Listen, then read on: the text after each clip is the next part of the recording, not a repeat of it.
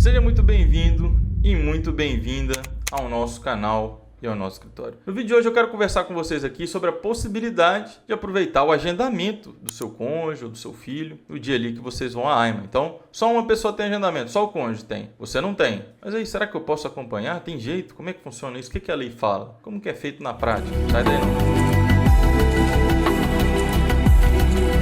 Então vamos lá, pessoal, vocês sabem, eu não gosto de enrolar, daqui a pouco eu já vou abrir aqui a tela, mas antes de abrir, só uns recadinhos aqui, coisa rápida, eu vou mostrar a legislação para vocês, né? Vou abrir aqui a tela. Eu preciso que você curta, compartilhe, comente esse vídeo, que esse vídeo aqui vale ouro. Primeira coisa. Segunda coisa, imigrar.org. Se você não faz parte do nosso grupo, é só você ver nos links aqui da descrição, vai ter, você vai clicar e vai entrar lá uma vez por mês, pelo menos aí eu tento às vezes duas, eu abro uma caixinha de perguntas e respondo todas as perguntas lá no grupo. Então você só vai ver as respostas por ali, é bom que você deixe salvo, aquilo ali pode te ajudar em algum momento da sua jornada migratória. Não deixe de ver também todos os links que estão na descrição do vídeo, tá bom? Pode ter alguma coisa que é útil e aí evita até que você fique perdido, precise procurar em algum lugar, às vezes já tem o link que você precisa na própria descrição, tá bom? Então vamos lá, pessoal, sem enrolação. Artigo 81, número 5, olha o que ele fala. O requerente de uma autorização de residência pode solicitar simultaneamente o reagrupamento familiar. E aqui o reagrupamento familiar tem duas formas, tem o 98 número 1 e o 98 número 2. O 98 número 1 é para quando o seu parente está fora do território português. Esse aqui é um pouco mais complicado de fazer simultâneo, porque é uma carta, mas daria sim para solicitar, apesar de não ter uma autorização de residência ainda, mas poderia fazer simultâneo no mesmo dia. Esse aqui é um pouquinho mais complicado e quase são poucas pessoas que se enquadram nisso aqui. A grande maioria aqui, pelo menos do público que me acompanha, vai se enquadrar no artigo 98 número 2. Então, um exemplo, você entrou com visto de procura de trabalho, com agendamento. Seu cônjuge, ele entrou com visto sem agendamento ou ele entrou sem visto, só ia te acompanhar, um filho, resolveu ficar e agora quer reagrupar. Então, o artigo 98 número 2 ele permite isso. Se a entrada foi legal e você ali tem subsistência suficiente, dá certo. Lembrando que subsistência sempre é 100% ordenado para o requerente principal, 50% para o cônjuge e 30% para cada dependente. Vamos supor que a gente só está falando de um casal, né? Nessa circunstância, você tem visto com agendamento, seu cônjuge entrou sem visto, te acompanhando. E agora, no dia do seu agendamento, ele pode, de acordo com o artigo 81, número 5, que a gente leu aqui, ó, com o artigo 98, número 2, ele poderia pedir o reagrupamento familiar junto com você. Na prática, como é que isso funciona? Você tem que virar piruleta ao contrário, quebrar tudo, e mesmo assim, às vezes não dá certo. Então, esse aqui, eu oriento que você vá com um advogado te acompanhando. E mesmo assim, às vezes não consegue. Eu estou falando isso de forma administrativa. Não teve pedido judicial, nada. Você só foi acompanhar. E por que eles fazem assim? Por que é tão difícil? É porque, como não tem ainda um título de residência, e no sistema não tem como fazer isso, eles meio que colhem a biometria, aproveitam, começa um processo, ele fica no meio do caminho, depois vai para o outro. O sistema é lento, tem que anelar isso tudo. Isso dá muito mais trabalho para eles, mas é direito seu, tá? É direito. Às vezes a máquina está horrível, às vezes não, quase sempre, para colher a biometria, aquela máquina para tirar sua foto, tirar o fingerprint. Então, assim, eles oferecem resistência, mas é direito seu. Essa é a primeira circunstância. Agora, uma segunda, vamos supor, é a mesma coisa, um casal. Nesse exemplo, pessoal, você pode imaginar filhos e tudo mais, só vai aumentar a subsistência, tá? Mas vamos supor uma outra situação aqui, ó. Um casal, um entrou com visto de procura de trabalho sem agendamento, ou qualquer outro tipo de visto de residência sem agendamento, e o outro cônjuge acompanhando. O que a gente tem que fazer? Você teria que conseguir esse agendamento. Aí no dia, se você conseguisse ser atendido por telemóvel, você poderia pedir logo para os dois, né? E pedir, eu também quero.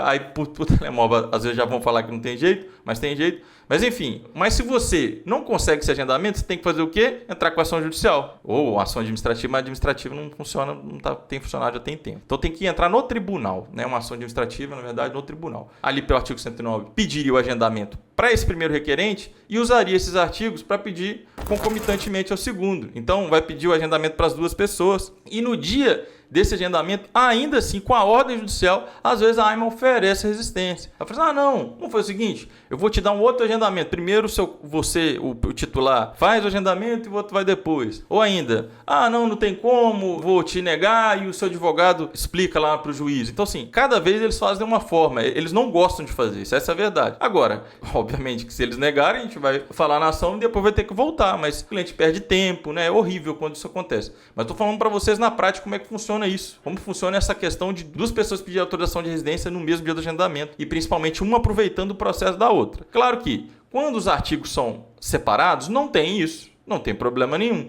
Então, por exemplo, a gente entra com uma ação judicial, 2 vistos sem agendamento. A gente vai pedir o artigo 88, número 7 para um, e o outro, na verdade, é manifestação de interesse antiga. Então é 88, 89, número 2. Cada um tem seu artigo, pode ser que o juiz marque no mesmo dia, um processo não tem a ver com o outro, entendeu? Então, assim, é isso aí que é um pouquinho complicado. Quando as pessoas chegam com o caso dela, só quero trocar CPLP, não, só quero um cartão. Não é assim. Tem que ver qual que é o caso e se tem como fazer os encaixes. Por exemplo, a pessoa que entrou com visto temporário, ela faz parte da CPLP, ela consegue alteração de residência CPLP. Mas não tem como fazer essa troca pelo cartão, né? Apesar de ter um vídeo aqui no canal falando sobre essa última possível alteração, quando eu estou gravando aqui ela não foi sancionada ainda pelo presidente, mas ainda que ela seja, você pensa a quantidade de pessoas que vão ter que colher biometria para trocar CPLP por cartão. Então isso aí é mais de ano enfim, sem injustiça eu estou falando, né? Mas eu queria trazer isso aqui só para vocês entenderem que, a depender da composição, existe essa possibilidade de aproveitar o artigo do outro. Como, por exemplo, aqui, o artigo 122, 1, a linha capa, que tenham filhos menores residentes em Portugal ou com nacionalidade portuguesa, sobre os quais exerçam efetivamente responsabilidades parentais a quem assegure o sustento e a educação. Então, obviamente, tem que mostrar novamente a subsistência. Esse aqui seria aquela situação que o menor ele já tem autorização de residência, quer seja um estrangeiro com autorização de residência, ou o menor é seu filho, né? E é português. Então, um exemplo aqui. Então, se você se enquadra nessa circunstância, você poderia pedir aqui o 122 ali na capa com o 81 número 5. Entende? Dá para fazer umas composições assim. Então, vamos voltar aqui para a tela. Tá bom, Rainer, eu já entendi que tem como, com ação ou sem ação, tentar aproveitar o artigo do outro. Está na lei, mas que eles oferecem resistência. O que eu posso fazer para tentar dirimir isso? Então, você vai levar os artigos impressos. Eu vou deixar os links aqui na descrição. Você vai levar, então, os documentos da sua própria tipologia. Tem vários vídeos no canal aqui dizendo onde que você acha isso. O site da AIMA tem ali o resumo. Se você tem aquilo, já ajuda bastante. Mas aí você tem que ver também o decreto regulamentar 84/2007, artigo 50 e pouco.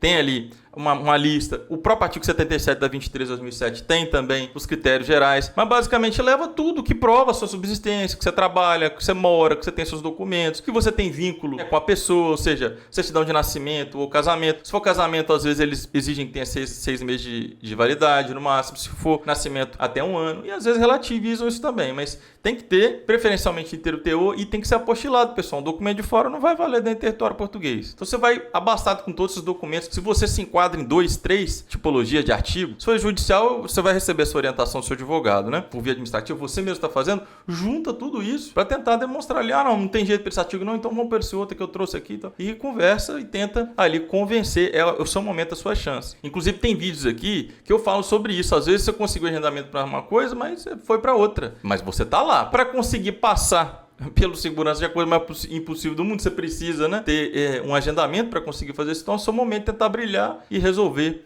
o seu problema. Se você gostou desse vídeo, deixa aqui o seu like, deixa o seu comentário, compartilha, marca o sininho de notificações, migrar.org, não se esquece. Espero aí que você consiga resolver a sua circunstância e deixa aí o comentário se você conseguiu resolver. Até mais!